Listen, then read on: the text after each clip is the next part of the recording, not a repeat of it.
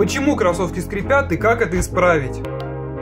Вы когда-нибудь замечали, что кроссовки издают неприятный скрип при ходьбе? Давайте разберемся, почему это происходит и как это исправить. Часто причина скрипа – это трение между слоями подошвы. Влага или пыль могут попасть внутрь конструкции, нарушая ее целостность. Чтобы исправить это, попробуйте подсушить обувь, набив ее газетами или бумажными полотенцами, и оставьте в сухом месте. Второе – внутренние швы и стельки. Иногда звук исходит от трения между стелькой и внутренней частью обуви. Проверьте, плотно ли сидит стелька. Если она двигается, можно нанести немного талька или детской присыпки под нее. Это уменьшит трение и избавит от скрипа. Третье. Некачественные материалы или заводской брак. Если кроссовки новые, возможно, это дефект производства. Проверьте, не отклеилась ли подошва или не треснул материал. В таком случае лучше обратиться к продавцу и попросить замену.